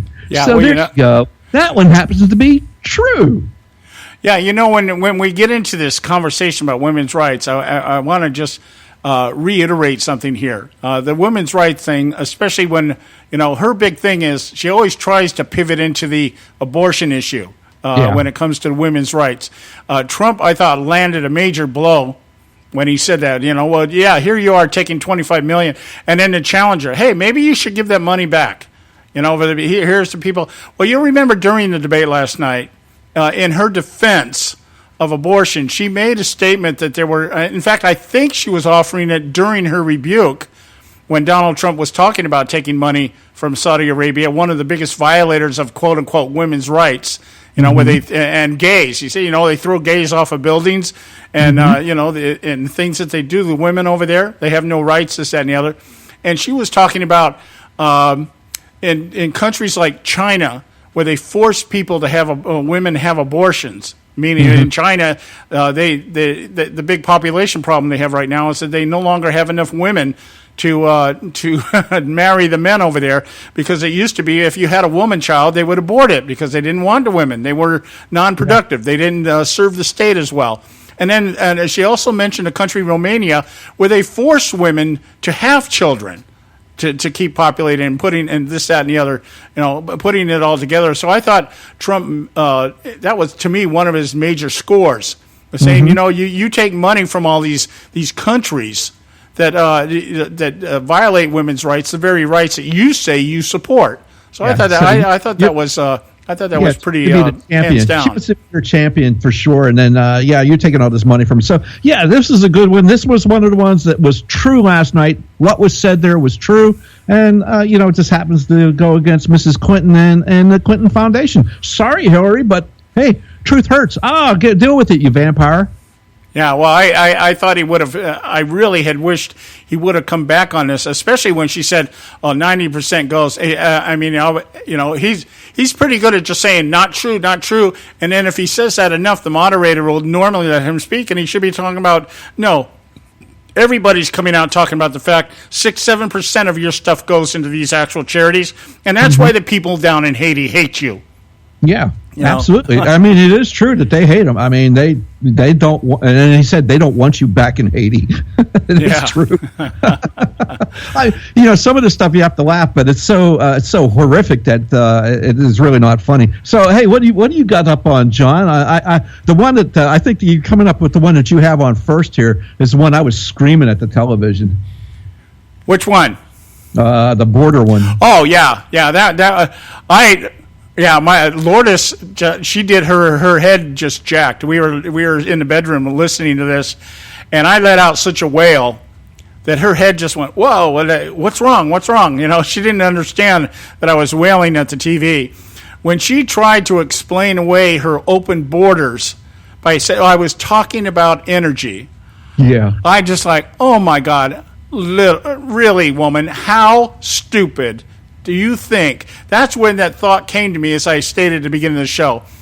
Liberals are liberals because they either don't know how much they're lied to, they don't care how much they're lied to, or they'll take being lied to if you give them something in exchange for it. And I'm sitting there going, oh my God, there was nothing in the context of that email that was leaked, which, by the way, she tried to lay off on Russian hackers, as we mentioned earlier. There was nothing in that email that even could remotely be explained as referring to energy. Yes. She was talking about open trade, open borders for open trade, and hemispheric doings, and this, that, and the other. And I'm like, there was nothing. You couldn't even. You had to, I don't know who thought that answer up, but they should definitely get the crap for the day, instead of an attaboy, they should have got the crap award. Who thought of that? And then she read it off her little notepad down there. I don't know if it was an iPad or whatever, but I don't know what she had going on there, but she was absolutely trying, because I guess she couldn't remember all her lies, so she had to get them written down. I love this. Here's what she actually said on May 16, 2013 to the Brazilian bank. My dream is a hemispheric common market with open trade and open borders. Sometime in the future, with energy as green and sustainable as we can get, power and growth and opportunity for every person in the hemisphere. She's not talking about energy there. She's talking about open trade, open borders. Well, she mentioned energy in context of that, but she was talking about creative destruction. She was talking about green energy. With these open borders for the purpose of creating.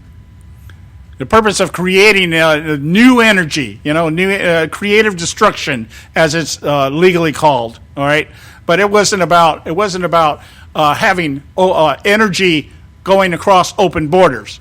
Yeah, okay. I went the same way when she said. I said, "What? Get out! No way!" I was just like, "Oh my God!" They're actually saying it. She said it out loud, and I was like, "Hit her with it!" And then, the unfortunate thing for me, and it was also like, I was like, "Wow, Don, you're really not really prepared for this tonight," because he had to wait for freaking Chris Wallace to bring it up. Yeah, I know, and it was, like I said, and I know Wallace did try to double down on it. He did. No, that's not what you said, but he didn't press it, and Trump should have jumped in at that moment. Thank you. Yes. Yeah, and he didn't do it. And again, I don't know. I do believe that Trump does have a severe lack of understanding of some of the things that he talks about. But he could have used his business finesse and his narrative that he uses as a businessman to completely bury that. If he had just made the effort. And I don't know why he didn't. But in line with that, the thing that got me, her TPP thing, the TPP didn't meet her test, as she put it. Bull crap. It's the gold standard. Yeah, no, it says here, and Wallace, I think, did call that up.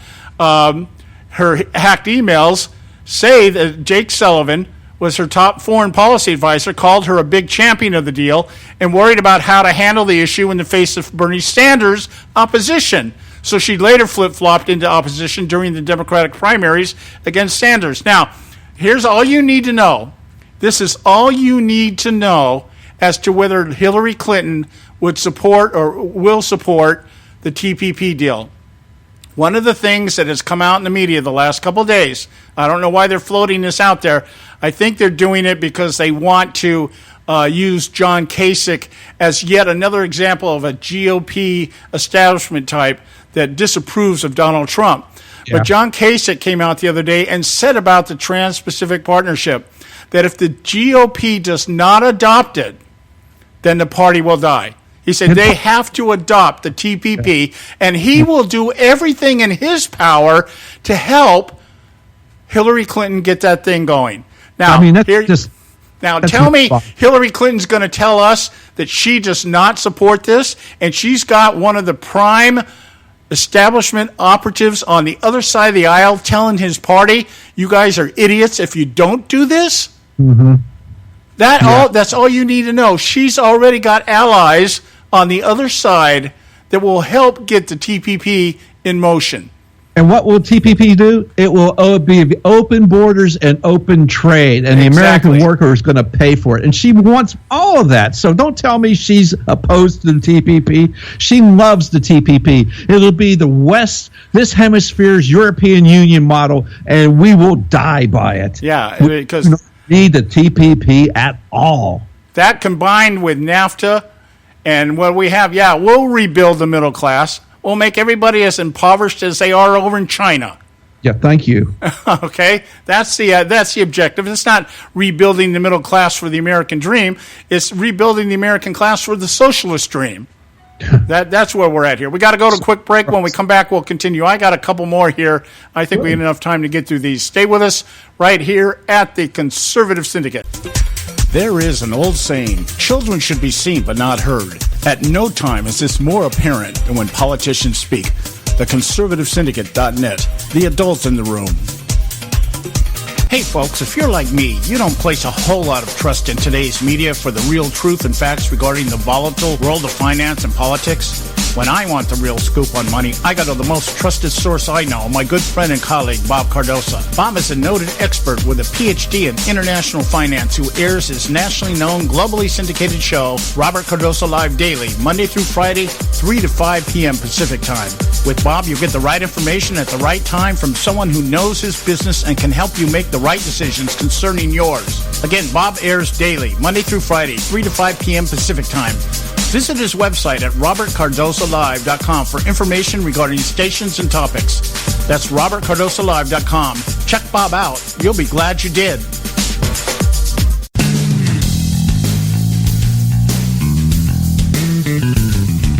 History affirms a vibrant civil society thrives on freedom of conscience, religion, and choice. Any society absent these qualities stifles individual responsibility and accountability, thus enslaving its people by denying them their potential for goodness, creativity, and altruism. To that extent, oppression, coercion, and totalitarianism are multiplied exponentially. To counter such outcomes, the American Freedom Alliance was formed. The AFA is a nonpartisan, non-aligned movement which promotes, defends, and upholds Western values and ideals. The Alliance strives to build an international coalition of citizens of the West who together promote and protect moral values, democracy, and freedom. To find out more and become part of this valuable asset in the preservation of freedom and all its rewards, contact us at AmericanFreedomAlliance.org. That's AmericanFreedomAlliance.org. Let freedom ring. Don't get your panties all in a bunch. The ConservativeSyndicate.net, exposing weapons of mass distraction. All right, hey, we're back, and you are listening to the Conservative Syndicate, real conservative talk from real conservatives. I'm your host, John Matthews, along with Joe Hagos. I want to get, I think we have time for one more here. One more of the fact-checking, the fact-checkers. One that really kind of got me, because, again, the media today is playing this whole thing of the rigged elections. Yeah. It's in line with Donald Trump just basically saying, I'll wait and see what the election results look like before I decide whether or not to concede and accept the results. And that's basically what he said. He didn't say, outright, if I don't win, and that's the way Hillary Clinton tried to portray it. That's the way the media is trying to portray it. If I don't win, then I'm going to contest the election. Mm-hmm. That's how they're putting it. Donald Trump was upset that his show, The Apprentice, didn't win an Emmy, and he said, yeah, I should have. Well, yeah, he still thinks he should have won. Okay, but that's not what he was saying here. And I want to put this in context. The context of what he said. Trump, he said, if you look at your voter rolls, you will see millions of people that are registered to vote. Mm-hmm. Millions. This isn't coming from me. This is coming from Pew Report and other places. Millions of people that are registered to vote that shouldn't be registered to vote. Now, the media has taken that and run with it and said basically what he's saying is that the elections are rigged because there's millions of voters out there that shouldn't be voting. Now, that's not what he said. This whole idea of the election being rigged is inclusive of voter fraud, media bias, and, of course, establishment involvement, establishment operatives. Mm-hmm. They're out there trying to paint this picture that Donald Trump is not a conservative, which we already know, but the people that say he's not a conservative aren't conservatives either. Yeah. They carry the brand and the name just like he does and have nothing to support it. So, it's calling the kettle black in that case, if I can use that phrase, without sounding like a racist. All right. The thing is he doesn't say he's a conservative. They say they're conservatives. He never said he's a conservative. Yeah, but people like John McCain and Lindsey Graham and Mitt Romney and all the rest of them, they're not conservatives either. Okay? So, but what he's saying is, and this was the dialogue that I was having earlier in the day today, where they're saying, well, Donald Trump, this was the way it was put to me. Unless you can prove to me that millions of people are out there engaging in voter fraud, then the voter fraud does not exist. Yeah, okay, right. Okay, fine. Hey, okay. Just a shameless plug here, John. Go to drierreport.com. I have a post up there that deals with this issue with the two videos from the Project Veritas, and also a little reference to Barack Obama and his minions after trying to affect an election in Israel last year. Yeah. Now, but here's my point in that. Go to that. Dreyer Report is drierreport.com, not the Dreyer Report, drierreport.com. But here's the point.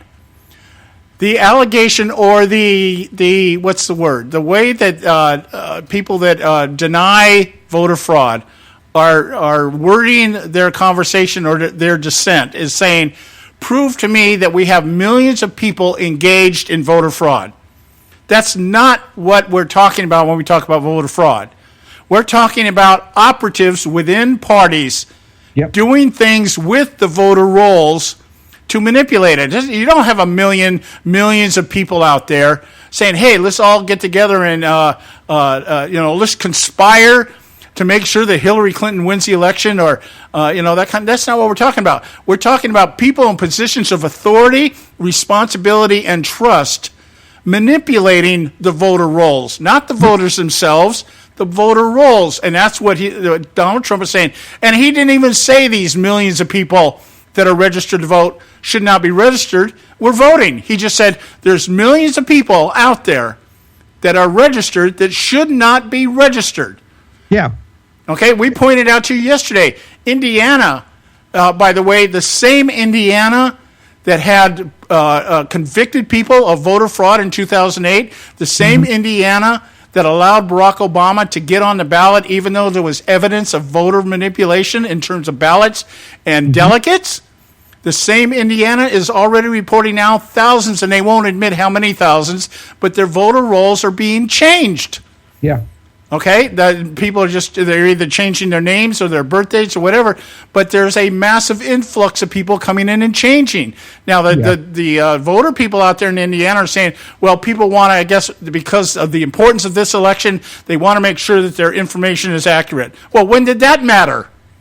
Okay, they've been voting in the past. Nobody seems to be concerned about their first name and their first dates. Okay, all right, so that is one of those one of those statements made by Trump, completely taken out of context, twisted and skewed to say something other than what he said. They're saying, Trump is saying that we have a great deal of people in this country who are voluntarily, willingly, and knowingly involved in voter fraud. And that's not what we're saying. That's not what the voter fraud thing is about. It is about people, these voter rolls being manipulated by people that have been put in positions of trust and authority to make sure that it does remain an ethical, pure voting system. That's the context, and that's how he should have responded to that when he was dressed down for saying it. He should have said, no, I'm not saying that millions of Americans are out there doing that. That would be Hillary Clinton. You know, she's the one calling everybody deplorable and non-redeemable. You know, the same way with the violence thing. She still, even after it was talked about, and she did not rebut the argument that there were operatives out there creating violence at Trump rallies, she still had the audacity to turn around and accuse Trump supporters of inciting violence at rallies. Like, wait a minute, didn't we just cover this? You know, it's already been proven. Trump people don't go to Trump rallies to incite violence. If you people didn't show up, there would be no violence. And your people are out there inciting the violence. Remember the 69-year-old lady with the oxygen tank on was beat up by one of her own people? Both of them were paid by this operative to show up at this Trump rally so that the camera would get a 69-year-old lady being assaulted by a man at a Trump rally? And so they say, yeah, this is what the Trump rallies are about. We got this poor Democrat lady over here who relies on Medicare and Medicaid and everything else, and this guy wants to push her off the cliff. There you go. That's what it's all about. Anyway, guys, we're at the end of the show for today. We will not be broadcasting live tomorrow. I'm going to give you a heads up here. We'll be putting up an archive. Joe and I both have commitments that just require. We don't have stand-in hosts here, so we require to be someplace else. But we'll be back on Monday, and because we're doing it on Thursday, today's our Friday, we have for you Raise Them Up, how we always like to close out our broadcasting week. We love you. Visit our website, theconservativesyndicate.net. We'll talk to you on Monday. Guide me to who you want me to help. Raise up more that will call upon your name. Raise up those that love you and seek you and trust you. Raise them up, Lord, raise them up. Lord, we need a generation of believers who are not ashamed of the gospel. We need an army of believers, Lord, that hate to be lukewarm and will stand on your word above all else. Raise them up, Lord, raise them up. I pray for unity among those that love you. I pray that you open their eyes so that they can see your truth, Lord. I pray for your hand of protection and guidance. Raise up a generation, Lord, that will take light into this world, that will not compromise when under pressure, that will not cower, Lord, when others fall away. Raise them up, Lord, that they will proclaim that there is salvation in the name of Jesus Christ. Raise up warriors, Lord, who will fight on their knees, who will worship you with their whole hearts, Lord. Lord, call us to battle, that we may proclaim you King of kings and Lord of lords. I pray these things with all my heart. Raise them up, Lord, raise them up.